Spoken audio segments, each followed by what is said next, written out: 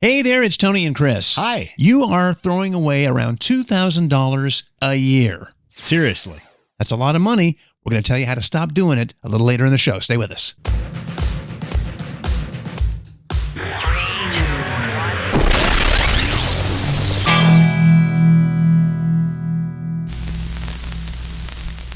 Hey, glad to have you back. We got a lot to talk about today, kind of all over the place. Let's start with a big story this last week, Jimmy Fallon. Well, as my dad would say, a real horse's patoot. Oh, your dad. All that strong language he throws around. That's like X-rated stuff there. Now, to start this, we've been hearing stories about Jimmy Fallon since the mid-2000s. And again, we're not in the heat of it on Sunset Boulevard in New York or whatever, but we've heard stories about him being a heavy drinker. Now, I'm not casting judgment. And we know some country folks that have had some interactions with him that he's maybe put some unwanted advances on some females, and he's that guy. And he's had some very strong problems, and obviously married and allegedly. Sorry, throw that in there by all means. Allegedly.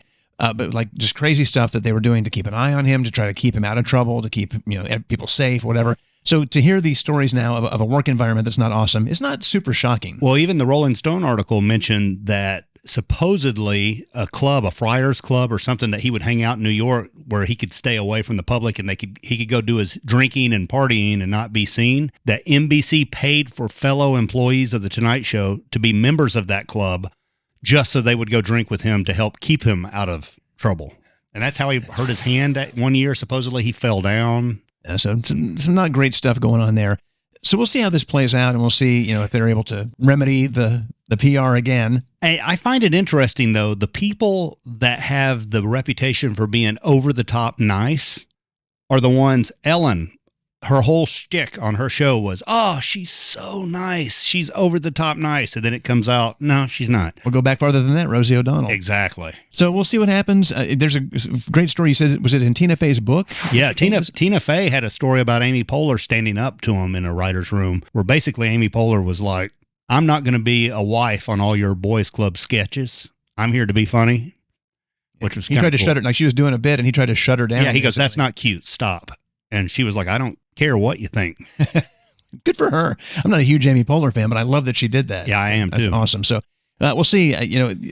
We see stories like this all the time, and in this world where there are cameras everywhere and people are always watching you, even if you're not a celebrity, imagine how difficult it must be to be under that scrutiny at all times. I go back to Kenny Rogers' advice. Everybody knows how much we love Kenny Rogers, and he used to say, everybody's three people. You're who you think you are, they're who you or they think you are, and you're who you really are. The closer you can make all three of them, the easier things are for you. If you're not nice and your whole stuff is, oh, I'm so nice, it's going to catch up with you. I have owned being an a-hole since I was in high school. That's true. So I don't have to worry about that stuff. Mm-hmm. I mean, now, sure, you don't have any friends, but hey, it's worth it. We need to get you one of those shirts, like a-hole since 1971 or whatever. So we wish everybody on that set and on that team well, because if you're working in an environment like that, no matter what you do for a living, it is a nightmare. It is brutal to work for that kind of, or moody bosses even. Yeah. Even if it's not to that extreme, it's difficult. Quick entertainment stuff. I know I'm very late on this. I finally got around to seeing Indiana Jones and the Dial of Destiny. And as a lover of that movie series from the early days as a kid, I have to say, it wasn't awesome. I wasn't like, yeah, but it definitely had some very good moments. I definitely had a tear in my eye near the end, and it beats the living crap out of Kingdom of the Crystal Skull. Yes. So if that's a positive review, I don't know. I guess it is. I'm with you. I didn't get invested in the story, but I was glad to see it, have a bow on the end of it. I love the character, and I'm happy that they went out on this kind of note as opposed to the other. And I wasn't mad about the technology to make him young. I thought it was really good stuff. It was fantastic. I just wish they had done more with it. And what I mean is made it more of an action, like, oh my goodness, he's fighting the Nazis and done something with it other than, oh, he looks young for a few minutes. I guess there's a part of me that I get what you're saying and I agree with that, but I also was like, don't use it too much, because then you're kind of proving the point that people are worried about, which is, do we even need actors anymore if this AI stuff can do this? I don't know. But I thought it was good. It was fun, entertaining. Another quick movie we saw the other night called The Boogeyman. And we love scary movies at our house. And it involves Stephen King. And I always get nervous when his name's attached, not because I don't love him. I think he's the master of horror. But when they take his books and turn them into movies, dicey. So this one, he did the short story. It was in Night Shift, one of his first collections, maybe his very first collection of short stories back in the day. And it's not so much that story; it's kind of a sequel to it in a way. And I loved it. I thought they did a really good job. It's Jaws-like in that throughout the movie, it's very tense. You have a lot of scares, but you don't really see anything. Yeah. Just little glimpses until near the end. Well, the fact that they were able to take him, and I can't think of the actor's name, and make a movie of the Booger Man is just... Oh, wow. Okay, so there's a reference for people who love 80s movies. This gentleman, I'm not going to lie, I'd watch that movie. Revenge of the Nerds. I'm telling you, Booger Man would be a hit. If you loved Booger for Revenge of the Nerds, you're going to love the Booger Man. Coming soon to a screen near you. If we have to produce it, we're going to make it happen. And then the only other entertainment thing is we've been catching up on Only Murders in the Building, and I kept saying, how long can they milk this? I'm loving it. The season's still great. I still enjoy it. I hope they do a 4th season. I hope somehow they come up with a creative way of someone dies in the building again. And it's like, you got to shut this building down. Yeah, it's great. And they're adding really cool guest stars. Obviously, having Paul Rudd and Meryl Streep involved is very cool. It's entertaining. So if you haven't checked that out on Hulu yet, highly recommend. Love it. And while we're here and we got you, please subscribe and get the notifications thing, and then share this with your friends. It would be great. We crossed the 3,000 subscriber mark about a week and a half ago, 2 weeks ago. Nice. Thank you. Can't thank you enough for that. It's awesome. We're getting settled back into doing some more long form content like this, which we love, and of course the shorts will keep coming as well. So thank you. Please make sure you like this. What are they now? Everybody seems to be saying smash now. Smash that like button. Whatever. If you can hit like, that'd be awesome. Subscribe. Appreciate it. Even better. Smash, hit, whatever you want to call it. Yeah. Quick Betty update. We talked about Betty on the last show, and I said, we had gotten some bad news, and we were trying a different kind of chemo. She had her first intravenous chemotherapy treatment, and then she had the blood test she needed to see if her body was going to... Yeah. She's doing great. Body handled it great. She gets her second treatment in just a few days. After that one, they'll do another ultrasound, and we'll, fingers crossed, we'll see if it's doing the job and keeping everything at bay, so that she can continue to live her very sweet life. She bounds around the yard like Tigger. And when something gets her excited, she's still bouncing, she's still running and playing. So it's hard to imagine that she's sick. She is. So keep those good vibes coming. Really appreciate that. And then throw a few good vibes to my wife, too. Katie had some minor eye surgery. Oh, yeah? Does she look like One-Eye Willie from the Goonies? If she would get into it, the nice thing about Katie is she's got a great sense of humor. So they gave her a patch to put on just while she sleeps, so she doesn't mess with it. And I'm really trying to convince her to just go with the eye patch look for a couple of weeks. And put a googly eye on the eye patch. Yes. If you watch Always Sunny in Philadelphia, the McPoyles, when he put on his patch and he actually did a hand-drawn eye to try to match up the skin tone, I really want her to do that. So put it in the comments that you'd like to see that too. Maybe I can get her to do it. She gets enough comments, she'll do it.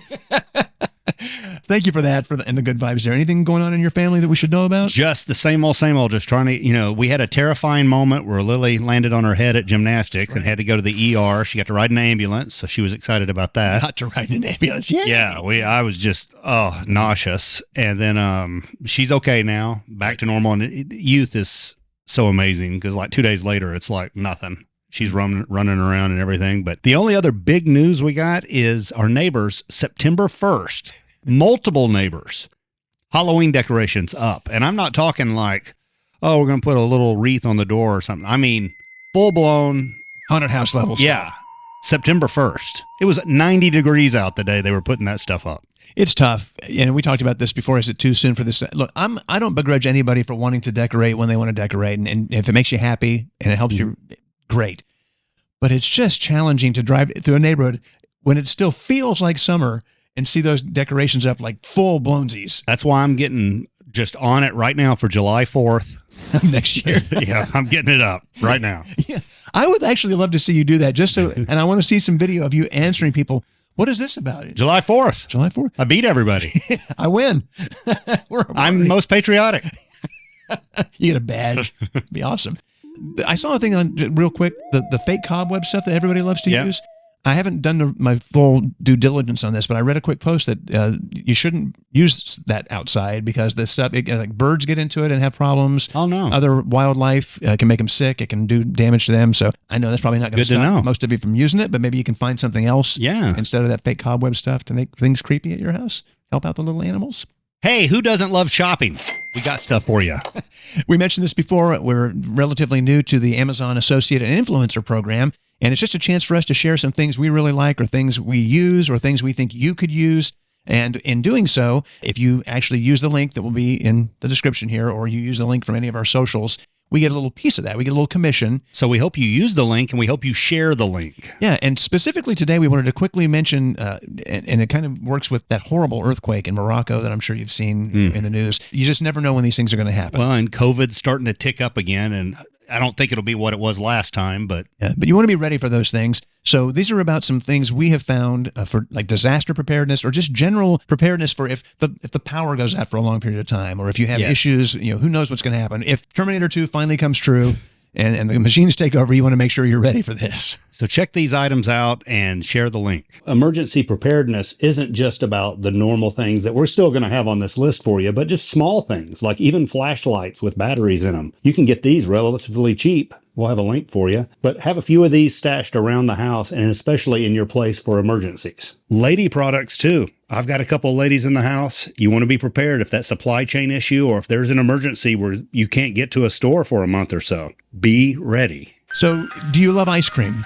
We just covered shopping. Almost everybody loves to shop in some form or fashion. I don't know too many people, unless you're lactose intolerant, who don't enjoy ice cream. I love ice cream. One of the things we were excited about when we moved back to Nashville was Jenny's Ice Cream Shops. Okay. Love Jenny's. Great ice cream. Get nothing for saying that. It's just true. I'm an ice cream fanatic. Katie will tell you it's one of my biggest weaknesses. I have a sweet tooth in general, but I really tried to lay off stuff, but I can never give up ice cream. Okay. So we love going into there. They have really interesting flavors, and they're all really tasty.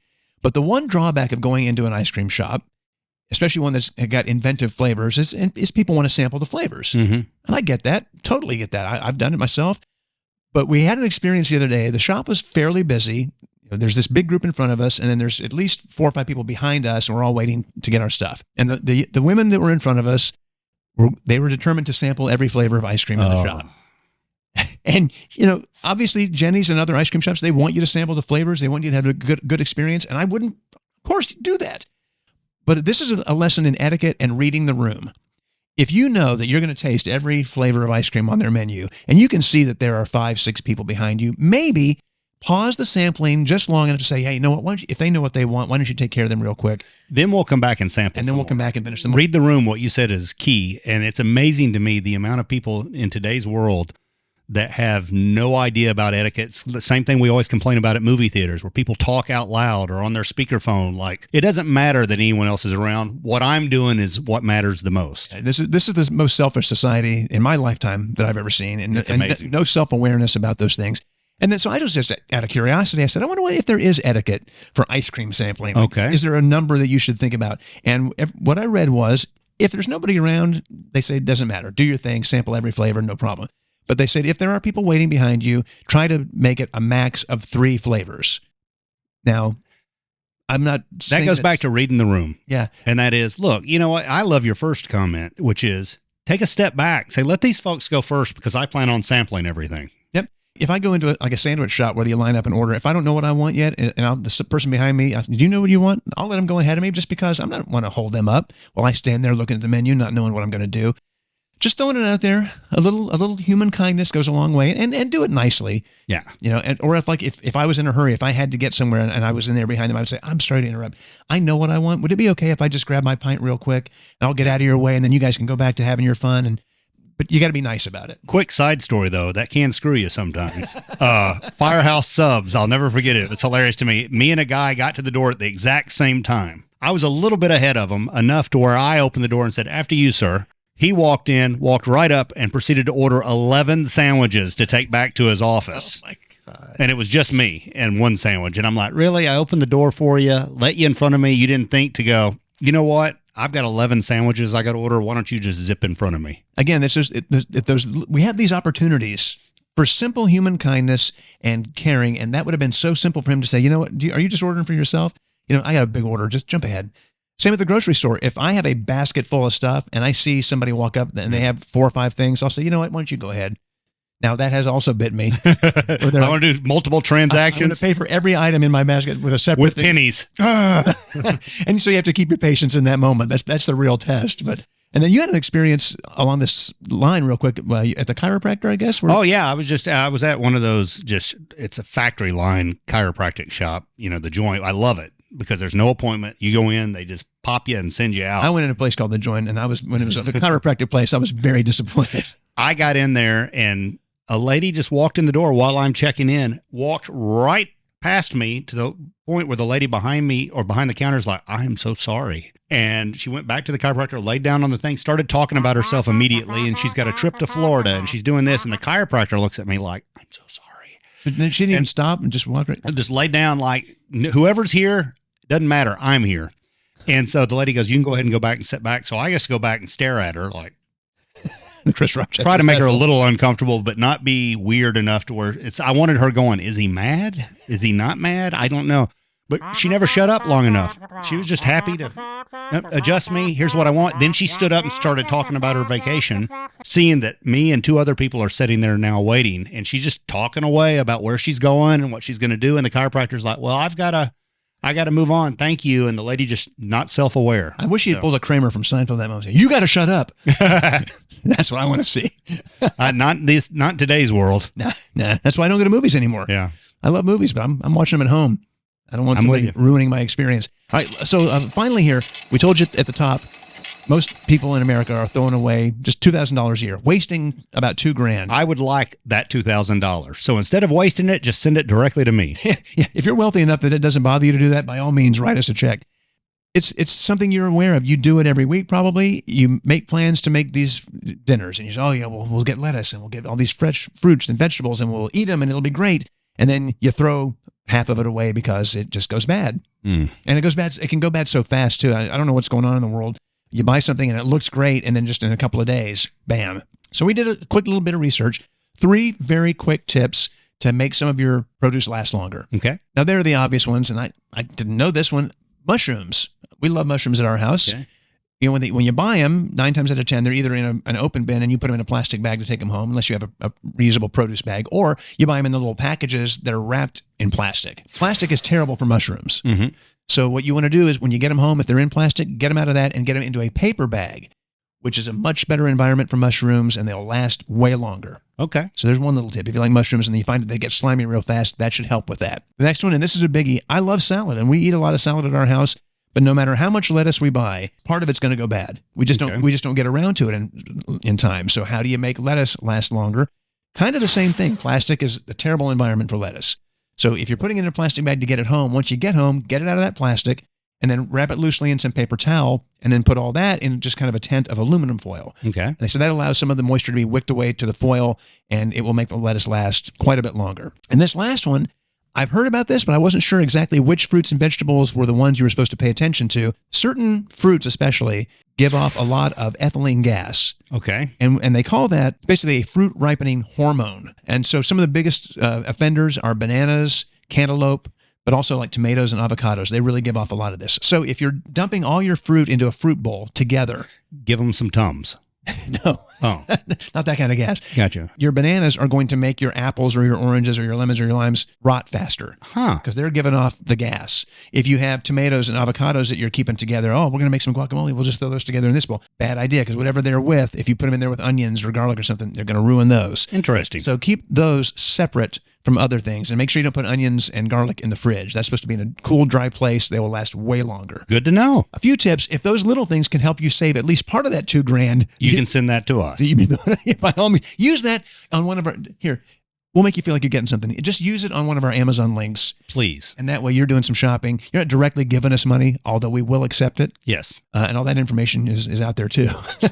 I think that's it. Thank you very much. We appreciate you watching. Please, as Chris mentioned earlier, subscribe, like, put comments in there, whatever those comments might be. Interact. We want this thing to be a back and forth as best we can. That helps us get seen. And thank you for getting us over the 3,000 subscribers mark. Really, really appreciate that. We will see you soon. Thanks for watching.